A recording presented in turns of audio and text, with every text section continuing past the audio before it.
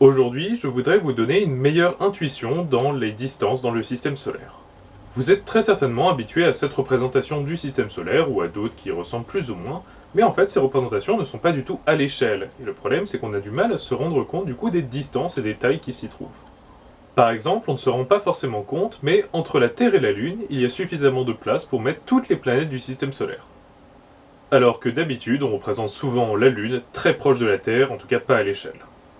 Pour vous donner une idée, si on représentait la Terre par un ballon de foot, la Lune se trouverait 6 mètres plus loin et serait en fait une balle de tennis.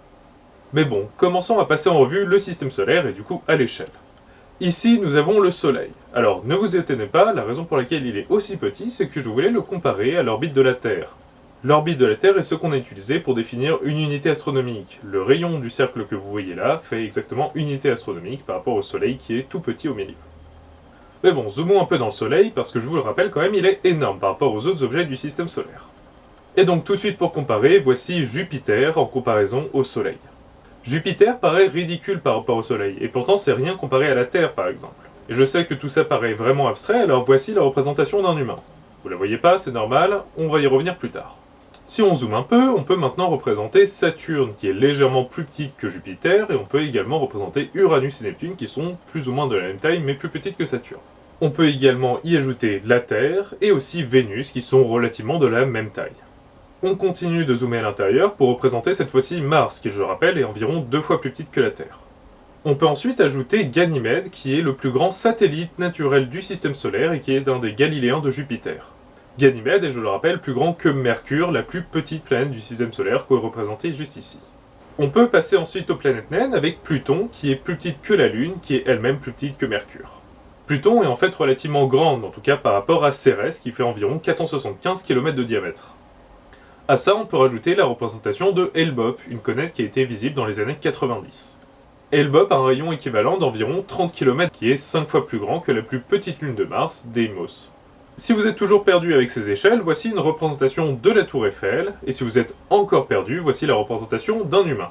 Maintenant que vous avez ces tailles à l'échelle en tête, on peut commencer à dézoomer pour se rendre compte que tout ce qu'on voit tous les jours, tout ce qu'on connaît, est ridiculement petit par rapport au système solaire. Ça, c'était la représentation des tailles, mais qu'est-ce qui se passe si on ajoute les représentations des distances? Alors il existe plusieurs représentations du système solaire à l'échelle, et celle que je connais bien, c'est la représentation à l'Observatoire de Paris sur le site de Meudon.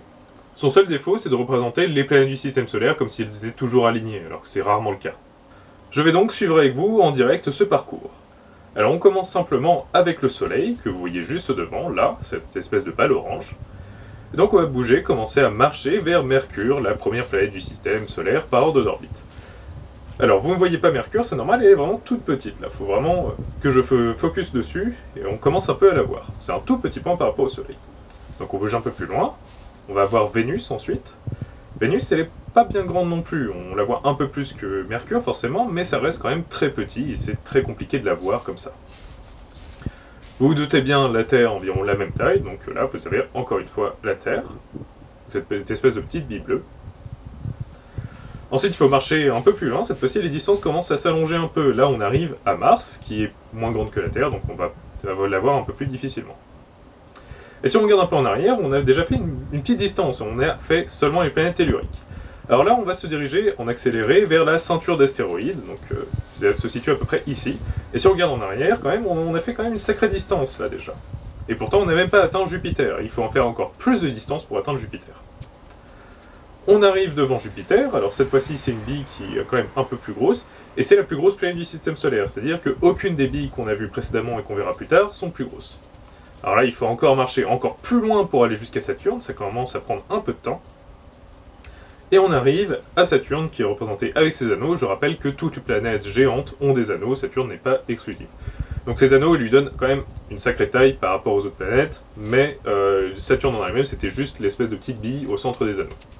Alors là, il faut marcher encore très longtemps. Là, vous voyez, les distances commencent à s'allonger vraiment. Je suis obligé de passer sur le côté. On n'est toujours pas arrivé, et là vous voyez le panneau qui commence à arriver, et bien ça, c'est Uranus.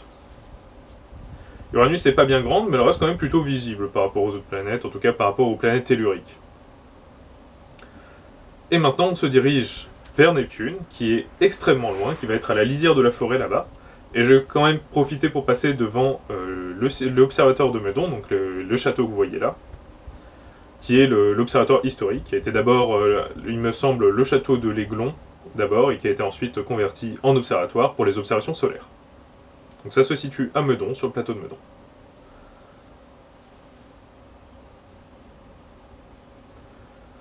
Et on continue notre course pour arriver jusqu'à Neptune, donc quand même une sacrée distance par rapport à Uranus. Donc quand même une sacrée distance.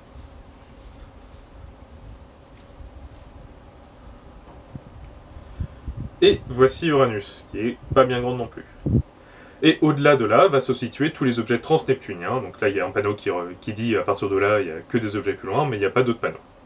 Cette marche, en réalité, a duré une dizaine de minutes. Alors là, j'ai accéléré les moments de marche où il n'y avait rien pour que ce soit un peu plus vivable, mais en réalité, à l'échelle, le système solaire est vraiment immense. Et je le rappelle, au début, le Soleil, c'était cette petite boule orange, vraiment toute petite, que je pouvais prendre dans mes deux mains. Ce parcours a été pensé pour que ce soit faisable, mais si on augmente un tout petit peu la taille du Soleil, les distances prennent des proportions totalement gigantesques. Tout ça pour dire que représenter le système solaire à l'échelle, c'est extrêmement compliqué, c'est pour ça qu'il y a souvent des représentations sans souci d'échelle.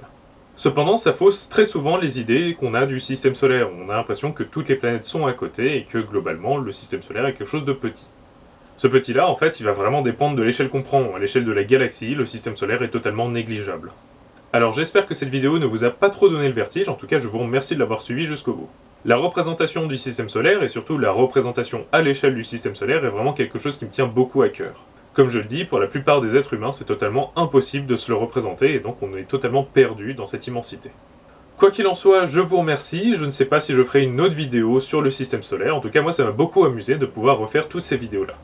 Pour autant, je ne vais pas arrêter les vidéos, mais j'aimerais quand même un peu plus parler de mes spécialités, typiquement les galaxies. Sur ce, je vous remercie encore et je vous dis à très vite.